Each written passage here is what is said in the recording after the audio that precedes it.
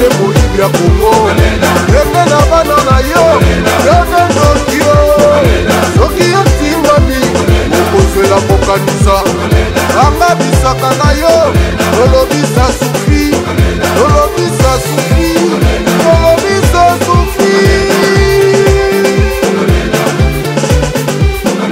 Soki tongwati yo tokomema yo na CPI na mabe nyonso osali biso ata okotisa mai ata omati likolo mpe tokebi efikange na kla ya yo nyonso opakata mbango obanda na nord eti na sud tolingi yo lisusu te.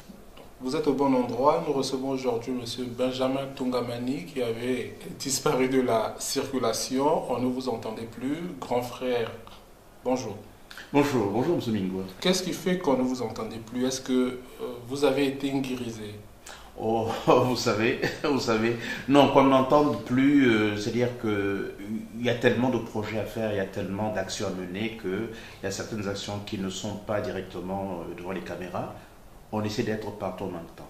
Vous savez que... Ce n'est pas facile. Oui, je sais que ce n'est pas facile. Vous savez que lorsqu'un activiste politique congolais disparaît de la situation, on parle de guéri. Voilà pourquoi je vous ai un peu posé cette question provocatrice. Mais bon, je sais que vous le prenez pas mal. Ouais. Quand vous parlez de situations ou de certaines situations, oui, que vous gérez en privé ou sans faire beaucoup de bruit, est-ce qu'on peut en savoir un peu plus?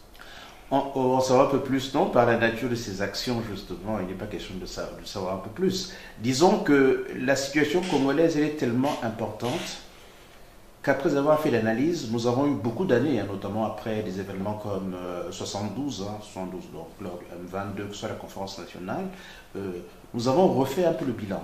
Nous avons refait le bilan, donc à l'heure actuelle, c'est beaucoup moins le bilan qu'il faut faire que les propositions pratiques qu'il faut adopter. Je crois que les Congolais en ont un peu assez de tous les dessous qu'on peut faire. Maintenant, il faut passer à la pratique. On va passer à la pratique. Il y a quelques jours, on a diffusé sur le site Congo Liberty une excellente analyse, un excellent bilan. C'est celui du pasteur Ntoumi. Ce discours fait beaucoup jaser. Mais bon, vous allez nous excuser. Hein. Jamais on a vu un homme politique congolais faire un bilan, une radioscopie du pays. On l'a attendu de Parfait Kolela, de Tsatsi Mabiala, de Mathias Nzon. Moi, j'ai trouvé ce discours très intéressant, très solennel. Déjà, est-ce que vous l'avez écouté? Qu'est-ce que vous pensez de ce discours-là? Je l'ai écouté sans a priori. Ce qui m'a intéressé, c'est surtout le contenu. Sans parler de l'histoire, de l'historique de M. Ntoumi, de la situation qui est à Brazzaville. Disons que ce qui a été dit à l'intérieur reflète la vérité et je vais peut-être vous contredire, mais il n'y a pas que M. Ntoumi à le dire. C'est bien que M. Ntoumi l'ait dit, d'une voix très très grave et très très haute, mais disons, ça fait partie de l'analyse que nous faisons du régime de Sassou. Ce qu'il fait, c'est un bilan, on se rend compte que tout en étant illégitime et illégal, M. Sassou Nguesso a conduit le pays dans un cul-de-sac. Nous sommes à l'heure actuelle dans un cul-de-sac. Que ce soit du point de vue politique, que ce soit du point de vue économique, que ce soit du point de vue du projet qu'on peut avoir. Le Congo n'a pas de projet à l'heure actuelle. Alors, le Congo n'a pas de projet à l'heure actuelle, vous le dites. On va essayer de voir quelles sont les propositions qui sont les vôtres. En ce qui concerne la situation socio-économique, il y a des grèves au Congo. En tout cas, M. Denis Sassou Nguesso, dans son discours un peu échaudé, a anticipé sur les grèves à venir, puisque le FMI est en négociation avec le Congo. En tout cas, il y a une délégation du FMI qui arrive au Congo pour signer un accord avec le gouvernement de M. Denis Sassou Nguesso. En tout cas, c'est ce que M. Denis Sassou Nguesso espère.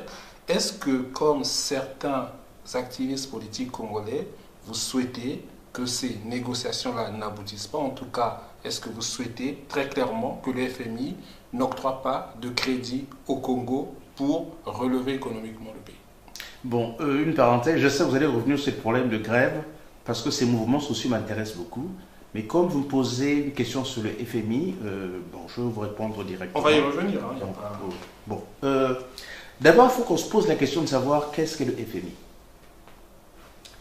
Le FMI est un fonds, ça s'appelle le Fonds monétaire international, dont le but est de maintenir l'équilibre macroéconomique, surtout monétaire. En gros, pour être très simple, en sens économiste, disons que le FMI s'arrange pour qu'un pays ne soit pas en banqueroute. Si c'est le cas, cette situation de banqueroute risque de faire un déséquilibre du point de vue monétaire. C'est bien pour ça que le FMI est intervenu au niveau de la Grèce, c'est bien pour ça que le FMI intervient très souvent au niveau de l'Afrique. Théoriquement, le FMI est fait pour lutter contre la pauvreté. Mais nous savons très bien, historiquement, que lorsque le FMI aide un pays et que le pays ne se prend pas en charge, ça ne peut rien donner. Pour la simple raison que la conditionnalité qu'oppose le FMI, très souvent va dans le sens du blocage d'un certain nombre de budgets qui sont sociaux, etc. Donc, si un pays ne fait pas ce qu'il faut, une intervention du FMI ne peut rien amener. Ça, c'est la première chose. La deuxième chose, je citais ma mère. Ma mère me disait une chose. Elle me disait, si tu empruntes de l'argent à quelqu'un, et si tu n'utilises pas cet argent-là, tu te crées un problème supplémentaire. À l'heure actuelle, le Congo est un panier percé. Nous savons très bien que, après avoir reçu de l'argent, après avoir eu des aides, même, ce n'est pas la première fois que le FMI vient au niveau du Congo. N'oublie pas que vers 2008, le Congo a réussi à entrer dans l'initiative PPTE. Donc il y a eu allègement de la dette, il y a eu rééchelonnement de la dette. Malgré tout, aujourd'hui, nous sommes à 120%. La dette représente à peu près 120% du produit national brut congolais. Donc ça pose un problème. Brazzaville est un panier percé. C'est-à-dire, on a beau mettre des milliards, des tonnes de milliards, ces milliards ne donneront rien pour la simple raison que nous savons qu'il y a la corruption d'un côté, l'impunité de l'autre, les biens mal acquis d'un côté également. Cet argent ne donnera rien. Donc aujourd'hui, si le FMI vient à Brazzaville, le FMI connaît la situation économique brazzavilloise. À cela s'ajoute un autre problème, c'est le problème politique. Le FMI sait très bien que M. Sassou a été élu dans des conditions qui sont difficiles et ne bénéficie pas du soutien du peuple congolais. Alors, si jamais M. Sassou Nguesso emprunte de l'argent au FMI, qui doit rembourser cet argent-là? Le peuple congolais qui ne reconnaît pas M. Sassou Nguesso. C'est le Congo, oui, puisque M. Sassou Nguesso, bien qu'il est légal, représente le Congo. Non? Vous savez, lorsque je vais voir un banquier, que le banquier me prête de l'argent tout en sachant que je ne suis pas solvable, je peux poursuivre le banquier. Donc nous sommes en mesure de poursuivre le FMI en disant que le FMI savait très bien quelle était la situation politique de M. Sassou Nguesso. Monsieur malgré tout, Benjamin Tungamani, vous allez m'excuser. En un mot, on va être clair, vous savez que sur Congo Liberty, on est sur un site où il n'y a pas de tabou. Très clairement, est-ce que vous n'êtes pas en train d'user d'une logique acceptable, en tout cas, lorsqu'on suit votre logique, effectivement, au Congo, il y a un problème de gouvernance, mais très clairement, les opposants congolais souhaitent qu'on ne donne pas, qu'on n'octroie pas de crédit au Congo pour que les caisses soient vides, pour qu'il y ait une insurrection au Congo. Est-ce que vous ne pouvez pas nous dire clairement, M. Tungamani, puisque vous êtes un opposant, qu'on ne souhaite pas que le FMI donne des sous pour renverser M. Denis Sassou? Mais c'est le problème. Mais j'irai beaucoup plus loin. Je dirais d'abord que le FMI donne de l'argent au niveau du Congo ne sert strictement à rien.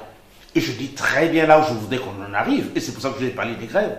J'ai dit, il n'est pas question que le FMI vienne au secours de M. Sassou Nguesso. Donner de l'argent au Congo, c'est venir au secours de M. Sassou Nguesso. Et ça ne résoudra aucun problème. Par contre, nous ne trompons pas de direction. Le rôle du FMI n'est pas d'aider le peuple congolais. Il n'a pas été créé pour ça. Nous n'avons pas demandé à une banque d'aider le peuple congolais, alors que c'est nous qui devons le faire. Donc, tous ceux qui sont en train d'écrire au FMI en disant effectivement qu'il faudrait que le FMI nous aide, je dirais que c'est une mauvaise direction. Ce n'est pas au FMI de nous aider. appelant le peuple congolais en disant que la solution n'est pas au niveau du FMI, elle existe au niveau du Congo. C'est nous qui devons nous révolter. Benjamin Tungamane sur Congo Liberty, est-ce qu'aujourd'hui, après avoir attendu que François Hollande fasse la révolution au Congo, est-ce que naïvement les Congolais n'attendent pas trop du FMI? Est-ce que cette envie des Congolais, en tout cas des activistes, pour que le FMI n'octroie pas de crédit au Congo ne montre pas l'incapacité politique des activistes congolais que vous êtes? Est-ce que finalement l'opposition congolaise n'est pas tout simplement inexistante? Vous avez parlé d'opposition congolaise. Quand on parle d'une opposition, c'est qu'on parle d'un pouvoir démocratique, etc. Moi, je parlais plutôt de résistance. Ouais, je dirais, effectivement, nous sommes en train de faire du surplace, bien que nous ayons des possibilités qui existent, que nous ne voyons pas à l'heure actuelle, que nous n'utilisons pas. Mais disons que je peux quand même affirmer que ce n'est pas l'extérieur qui viendra libérer le Congo. Nous avons eu une possibilité en 2015. C'était en octobre. Lorsqu'on demande à un peuple de se lever, on ne met pas un frein à main. On ne demande pas à ce peuple-là de repartir à la maison et de se relever. Là, la classe politique a joué un mauvais rôle. Là, je le reconnais. Mais ce qui est très intéressant, c'est que depuis un moment, il y a un certain nombre de mouvements sociaux qui sont en train de naître à Brazzaville. Et moi, j'ai confiance en ces mouvements sociaux-là. Je pense que la solution vient de là. Il faudrait que ceux de la résistance commencent à se mêler, à s'intégrer à ces mouvements sociaux de telle sorte que on en arrive pratiquement à l'immobilisation complète du pays. Il faut immobiliser le pays. Si on n'y arrive pas, M. Sassou Nguesso a encore des années devant lui. Monsieur Sassou Nguesso, en tout cas, a parlé dans ce discours, en tout cas dans son discours du 15 août, des grèves, en tout cas, qu'il ne fallait pas que les Congolais se lancent sur cette voie-là. Mais est-ce que vous ne pensez pas non plus, après une trentaine d'années au pouvoir, on a vu la grève des étudiants, aujourd'hui il y a la grève du personnel de l'université Mariam Gwabi. Est-ce que, malgré tout, si ils font grève, le pouvoir peut ne pas se dire finalement, c'est pas comme dans le secteur pétrolier, c'est l'éducation, année blanche ou pas, finalement, ils s'en fichent un peu. Mais disons que je suis... la grève des étudiants m'interpelle, dans le sens où les autres forces nationales ne rejoignent pas les étudiants. C'est en ça où ça me pose un véritable problème. C'est qui les forces nationales? Les forces nationales, à l'hôpital par exemple, il y a des grèves qui ont commencé. Au niveau du système pétrolier, il y a d'autres grèves qui ont commencé. Dans le secteur pétrolier... Quand je discutais avec M.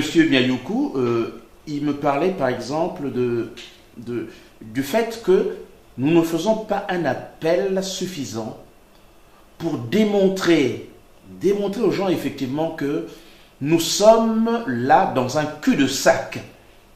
Que ce soit les militaires, que ce soit les petits fonctionnaires, même s'ils peuvent toucher de l'argent à gauche, à droite pour continuer à survivre. Mais ça va tenir combien de temps? On a vu que malgré tous les milliards que nous avons, nous n'arrivons même pas à nous en sortir. On n'arrive même pas à donner de l'eau potable. Donc quand je disais avec M. Miayoukou, il avait tout à fait raison pour de dire effectivement qu'il y a un appel que nous devons faire à toutes ces forces-là, que ce soit aux militaires, que ce soit aux petits fonctionnaires, que ce soit à ceux qui travaillent dans le pétrole, que ce soit à toute la société, effectivement, doit se lever en se disant qu'il n'y a que cette solution que nous avons. Parce que la classe politique, de toute façon, a montré son incapacité de pouvoir mobiliser et de lever les gens contre M. Sassou Nguesso. Alors, toujours dans l'excellent discours de M. Toumbi du 15 août 2017, il parle aussi de dialogue. Alors, est-ce que la solution, finalement, ce n'est pas un dialogue? Est-ce que demain, vous, par exemple, vous pourrez vous asseoir avec M. Denis Sassou Nguesso ou les siens pour discuter de l'avenir du pays? D'accord. Bon, donc sur le FMI, je crois que vous êtes satisfait. Hein? Vous avez écouté ma position. J'ai retenu que si le FMI octroie un crédit au Congo-Brazzaville, que si vous, demain, vous êtes président de la République, que vous ne rembourserez pas. Les futures générations ne vont pas rembourser. Et là, je vais avec ce que pense M. Éric Toussaint. Hein, qui pensent effectivement que la dette congolaise est une dette odieuse. Parce que je vous rappelle, M. Mingoua, que nous continuons à rembourser, non pas le principal, mais les intérêts. Ça fait depuis des dizaines d'années que nous ne payons que les intérêts. Donc si jamais nous arrive de prendre le pouvoir, de toute façon, le problème de la dette odieuse, nous allons le reposer. Mais après, il est normal que vous payez des intérêts. C'est comme un crédit revolving si vous voulez, à une très grande échelle, ce que je veux dire par là. On paye le service de la dette, mais on aurait pu faire comme les Algériens qui, avec le boom pétrolier, ont payé toutes leurs dettes. Si on se complaît à payer que les intérêts, mais ça c'est le problème des Congolais. Mais bon, ça c'est une autre histoire. Oui, c'est la mauvaise gouvernance qui fait que... On pourra organiser effectivement un débat là-dessus avec d'autres économies, ce serait très intéressant. On va en venir au problème du dialogue. Est-ce que vous êtes prêts demain à vous asseoir avec M. Denis Sassou Nguesso, avec M. Ndengue, que avec d'autres vous avez contribué à jeter en prison en France? Est-ce que vous êtes pour un dialogue intercongolais comme le demande le principal opposant, le pasteur Anthony?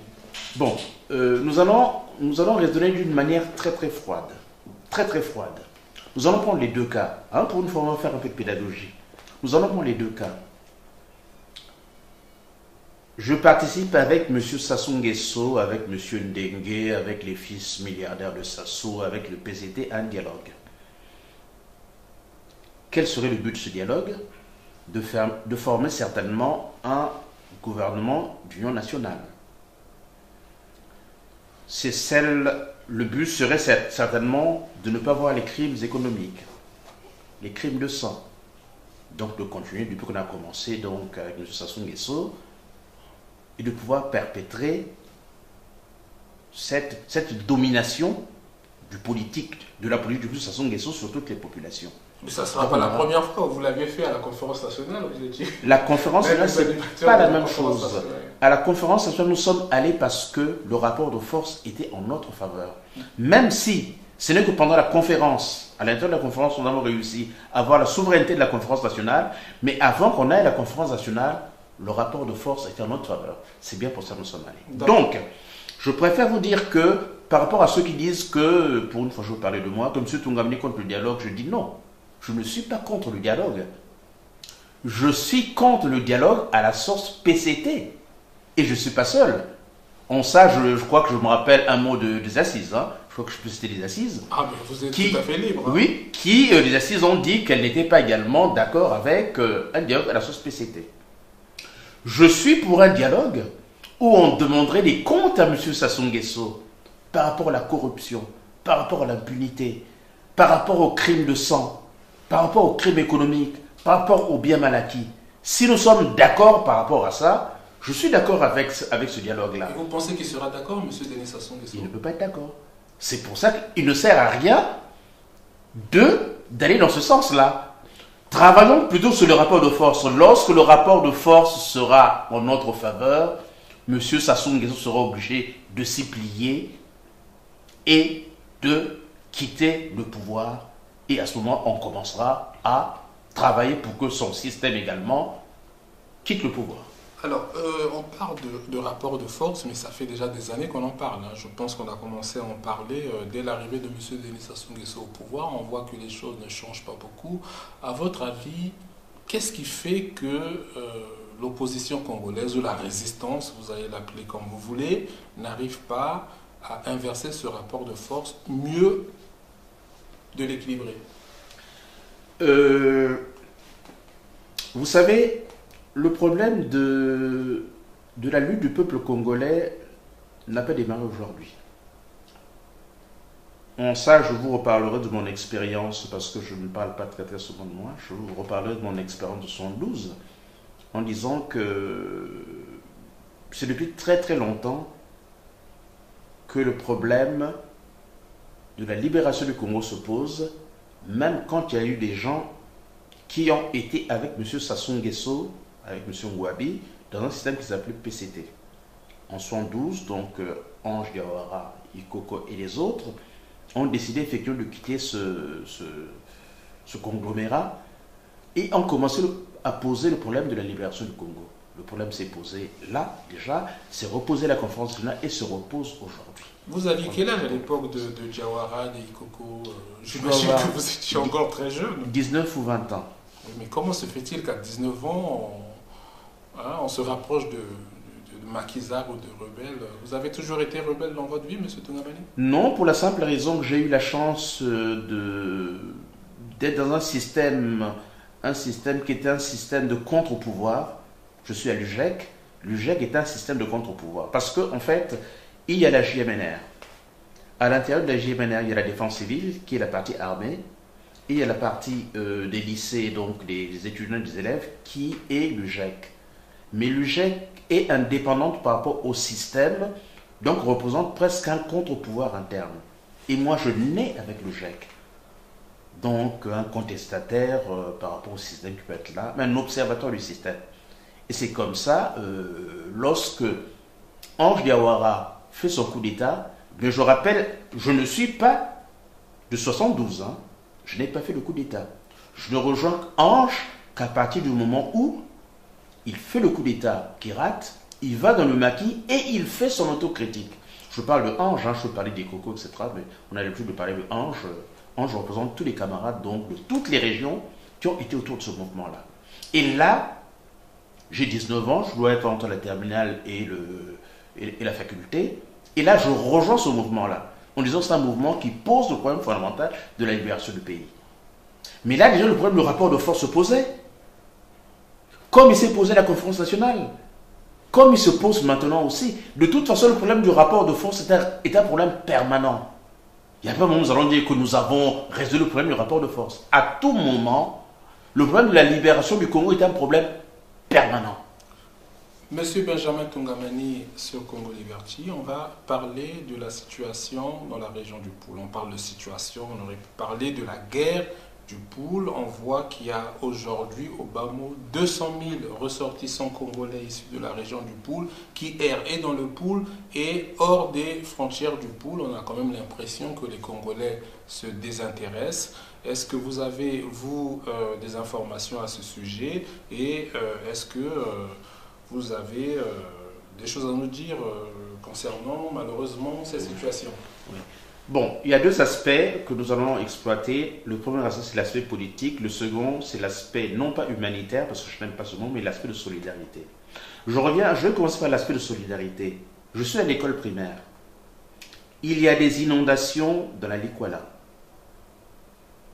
On nous demande à tous d'amener de l'argent, d'amener de la nourriture, etc. pour sauver cette région-là. Ça s'appelle la solidarité. Pourquoi nous avons cette solidarité? Parce que nous avons un projet. En 63, il y a un projet qui existe. Beaucoup de gens ont tendance à l'oublier. Le projet, depuis 63, était le projet national, de créer une nation. Nous aidons la Likwala parce que nous estimons que la Likwala fait partie du Congo et un corps ne peut pas perdre un membre. Dès qu'il perd un membre, le corps n'est plus fonctionnel. Donc à l'heure actuelle, il faudrait que tous les Congolais puissent aider le Poul. Et en particulier la 11e région. Vous la connaissez, vous, monsieur Migo, la 11e région? Brazzaville, je crois, non? Ben non. La cuvette ouest? C'est la diaspora. Ah, d'accord. La diaspora. La diaspora représente presque une région au niveau du Congo, avec l'avantage que dans la diaspora, il n'y a pas que les gens originaires d'une ethnie. Ils sont partout toutes les ethnies. Mais c'est presque une 11e région. Donc vous appelez la diaspora à être plus solidaire des populations du Poul? Je suis à l'heure actuelle au niveau de la diaspora. C'est bien pour ça que cette solidarité, je la demande. Il y a beaucoup d'associations qui ont décidé d'apporter leur soutien matériel au niveau de ces populations. Il faut le faire. Vous savez, si tous les gars de la diaspora versaient ne plus que 5 € à l'association qui veut aider ceux qui sont au Poul, ce serait intéressant, ça ferait de l'argent. On va lancer à ce sujet, dans le cadre de l'association citoyenne de solidarité du Congo-Brazzaville, un appel aux dons en faveur des victimes de la guerre du Poul. Mais pour terminer, M. Tungamani... Mais je n'ai pas abordé l'aspect politique, hein. Là ce n'est que l'aspect solidarité. Alors je vous écoute, rapidement s'il vous plaît. Oui, l'aspect politique c'est très très simple. Nous disons que toute affaire cessante toute la résistance doit tout bloquer. Pas d'élection, pas de vie, tant que la situation de poule continue. Mais les élections sont déjà passées, vous ne dites pas d'élections. De toute façon, qu'elles soient passées, de toute façon, ceux de l'opposition, ou qui se disent de l'opposition, qui ont pu participer aux élections, ils ont des comptes historiques à nous rendre. Demain, nous rentrons des comptes. Parce qu'on ne peut pas, quand il y a tous ces morts-là, je vais vous dire, la petite Maëlys qui est morte ici, enfin qui est, je dis qui est morte, qui a disparu au niveau de la France. Pour une fille qui a disparu, toute la France est pratiquement solidaire. Tout le monde est en train de se poser la question de savoir où est-ce qu'elle est partie. À Brazzaville, dernièrement, j'ai vu une vidéo où il y a des morts. Des jeunes qui sont morts. Il n'est pas normal que pendant ce temps, la classe politique n'exploite pas ce problème-là. Toute affaire cessante, à mon avis, l'opposition, la résistance congolaise doit se dire, tant que le problème de poule ne sera pas réglé, on ne continue pas du tout. Est-ce que, M. Tungamani, puisqu'on parle de la classe politique aujourd'hui qui n'épouse pas les réels problèmes que les Congolais rencontrent, on a vu le pasteur Ntoumi dans un discours très solennel. Est-ce qu'aujourd'hui, M. Ntoumi n'est pas devenu l'opposant numéro 1 de M. Denis Sassou Nguesso? Et est-ce que vous, au sein de la résistance, vous ne pouvez pas lui apporter une aide? Non. Poser le problème en ce sens-là serait une mauvaise façon de poser le problème. Si M. Ntoumi estime qu'il peut apporter quelque chose au niveau du combat pour la libération du Congo, malgré tout ce que nous pensons de M. Ntoumi, bon, nous sommes d'accord. À l'heure actuelle, quels que soient les Congolais qui veulent apporter quelque chose par rapport à la libération du Congo, nous avons les bras qui sont ouverts. Mais de là à mettre un ordre en disant qu'un tel va être le premier, aller dans ce sens-là, c'est faire fausse route. Alors, Monsieur Benjamin Tungamani, on arrive au terme de notre émission, mais je vais vous couper un peu l'herbe sous les pieds. On ne parle plus des prisonniers politiques congolais. Il y a Okombi Salissa, il y a Paula Makaya, il y a le général Mokoko, et il y a notre ami commun Limbongo Ngoka et bien d'autres. Je sais que avec d'autres Congolais de la diaspora, il y a un projet d'organiser une conférence internationale sur les prisonniers politiques congolais. Est-ce que vous pouvez nous en dire un peu plus sur les préparatifs? Une fois de plus, vous allez m'excuser parce que je dévoile quelque chose qui est encore en gestation. Non, c'est très intéressant. Monsieur Mingwa, je suis en 73, je sors de prison. D'ailleurs, pour la petite histoire, je sors de prison le jour où les corps de Diawara et d'Ikoko et des autres sont... Bon. Donc, je sais un peu ce que c'est que la prison. Je sais ce que c'est. Et il n'est pas normal à l'heure actuelle qu'il y ait des prisonniers politiques et des prisonniers d'opinion à Brazzaville. Il y a plein de jeunes dont on ne connaît pas les noms, qui sont en prison, qui meurent en prison, etc. Donc, nous devons être solidaires par rapport à tous ces jeunes-là, par rapport aux hommes politiques. Donc, pour moi, parmi les actions que nous avons à faire, il y a l'action de rendre plus internationale cette volonté que nous avons de faire sortir ce fameux prisonnier politique. Pour moi, la lutte pour faire sortir tous nos amis, que ce soit Anatole, que ce soit Mokoko, que ce soit tous les amis qui sont en prison, que ce soit tous ces gens dont on ne connaît pas les noms. Pour moi, ça fait partie de l'ensemble des actions que nous allons faire pour la libération du Congo. Libérer le pays, ça veut dire aussi libérer les amis qui sont en prison. Et vous faites bien de parler de cette action. Nous sommes en train de voir comment au niveau de la diaspora, nous allons effectivement faire de telle sorte qu'il y ait une voix qui porte, de telle sorte que le monde s'intéresse aussi à ce qui se passe au niveau du Congo par rapport à nos prisonniers politiques. Comme vous le savez, on est disposé à médiatiser toutes ces actions qui vont en faveur de la libération du Congo, car comme le slogan de Congo Liberté le dit, vous le connaissez le slogan? Le slogan, je le connais très bien. Pour un Congo démocratique et libre, il faut qu'il y ait le départ de... Monsieur Sassou Nguesso. En tout cas, on va résumer. Pour un Congo libre et démocratique, Sassou doit partir. À très bientôt sur Congo Liberté et merci à Monsieur Tungamani.